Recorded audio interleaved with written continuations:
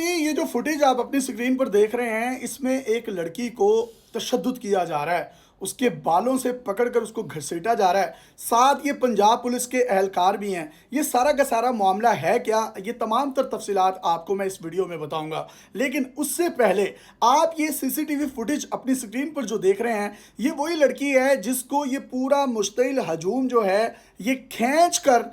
سڑک پر گھسیٹ رہا ہے، اس کو مار رہا ہے، اس کو گھونسے مارے گئے ہیں، تھپڑ مارے گئے ہیں، مکے مارے گئے ہیں اور اس کے بعد اس کو برہنہ کیا گیا۔ یہ واقعہ دن دہاڑے لاہور ہائی کورٹ کے مسجد والے گیٹ کے بالکل سامنے پیش آیا ہے اور اس کی جو تفصیلات ہیں وہ بڑی بھیانک ہیں۔ لڑکی کا نام یاسمین ہے، اس کی عمر 19 سال ہے، اس نے ایک لڑکے سے شادی کی جس کا نام راشد تھا، دونوں ہنسی خوشی رہ رہے تھے۔ لڑکی کے والدین نے رٹ کر دی لاہور ہائی کورٹ میں کہ ہماری لڑکی جو ہے اس کی عمر چھوٹی ہے لہٰذا اس کو ہمارے حوالے کیا جائے۔ والدین کو اور لڑکے کو جج صاحب نے کمرہ عدالت میں بلایا اور پوچھا کہ لڑکی تمہارا نام کیا ہے؟ اس نے اپنا نام یاسمین بتایا، عمر پوچھی، اس نے 19 سال بتائی، تو اس نے کہا یہ تو ایڈلٹ ہے، 18+ ہے۔ تو اس نے جج نے کہا کہ آپ نے شادی اپنی مرضی سے کی ہے؟ جس پر اس نے کہا جی میں نے اپنی مرضی سے شادی کی ہے اور میں اپنے خاوند راشد کے ساتھ بالکل خوش ہوں اور مجھے اپنے گھر والوں سے خطرہ ہے، یہ مجھے تشدد کا نشانہ بنا سکتے ہیں لہٰذا مجھے سیکیورٹی دی جائے۔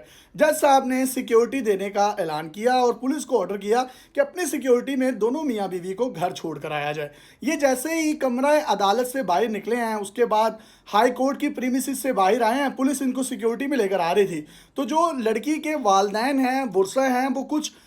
تشدد پسند عناصر کو اپنے ساتھ لے کر آئے ہوئے تھے جنہوں نے اس لڑکی کو مارنا شروع کر دیا۔ لڑکی کو اتنا مارا گیا ہے کہ آپ یہ فوٹیج میں دیکھیں کہ اس کو برہنہ کر دیا گیا ہے اور اس کے بعد جو ہے لڑکے کو بھی تشدد کا نشانہ بنایا گیا ہے، دونوں کو پولیس کی موجودگی میں تشدد کا نشانہ بنایا گیا اور پولیس جو ہے وہ خاموش تماشائی بنی ہوئی ہے۔ ایک لمحے کے لیے سوچئے کہ عدالت نے احکامات دیے ہیں کہ اس کو اپنی سیکیورٹی میں آپ گھر پہنچائیں اور ابھی وہ احاطہ عدالت سے باہر نکلے ہیں تو لڑکی کو جو ہے وہ برہنہ کر کے اس پہ تشدد کیا جا رہا ہے اور لڑکے کو بھی جو ہے وہ مارا جا رہا ہے۔ اور اگر ان دونوں کی آپس کی ایک وہ ہے انڈرسٹینڈنگ ہے، میوچل انڈرسٹینڈنگ ہے، دے آر اڈلٹ، وہ جو کرنا چاہیں وہ کر سکتے ہیں، تو یہ کس طرف ہمارا جو ہے وہ معاشرہ جا رہا ہے۔ میں مولانا طارق جمیل صاحب کے کچھ بیانات سن رہا تھا، اس میں انہوں نے کہا کہ نبی صلی اللہ علیہ وسلم نے فرمایا کہ اگر اپنی بیٹی کی شادی کرنی ہو تو اس سے اس کی مرضی پوچھو، اگر وہ وہاں کرنا چاہتی ہے جہاں اس کا دل ہے تو وہیں پر کرو۔ تو مطلب یہ پھر کس طرح کے عناصر ہیں اور ماشاءاللہ یہ جو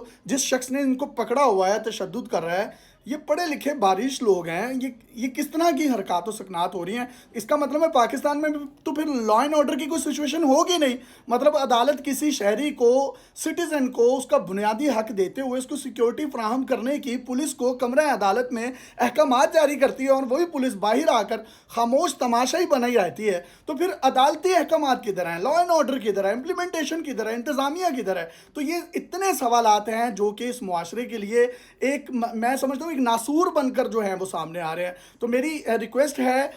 تمام قانون نافذ کرنے والے اداروں سے کہ وہ کائنڈلی عدالت اگر آپ کو کسی بھی قسم کا کوئی حکم دے رہی ہے تو اس کو باقاعدگی سے صادر کریں۔ اللہ نہ کرے اگر ان کے پاس کسی بھی قسم کا کوئی ہتھیار ہوتا تو وہ تو اس کی جان بھی لے سکتے تھے۔ بعد میں فاضل جج نے جو ہے پولیس کے ایک اعلیٰ افسر کو، ڈی آئی جی کو عدالت میں بلایا اور کہا کہ اسرِ-9 ہائی کورٹ کی پوری سیکیورٹی کا جائزہ لیا جائے۔ اب یہ معاملہ کہاں جائے گا، کس طرف جائے گا؟ وہ جو یاسمین کا جو ہسبینڈ ہے راشد، اس کا تعلق راجن پور سے ہے اور وہ لڑکا جو ہے اس موب کے تشدد کے نتیجے میں یقین کریں وہ لڑکی کی بھی جان بچ گئی ہے اور لڑکے کی بھی جان بچ گئی ہے، لیکن پورے پاکستان کو بحیثیت معاشرہ، بحیثیت قوم ہم کیا میسیج دے رہے ہیں آپ کامنٹ سیکشن میں بتا سکتے ہیں۔ Thank you.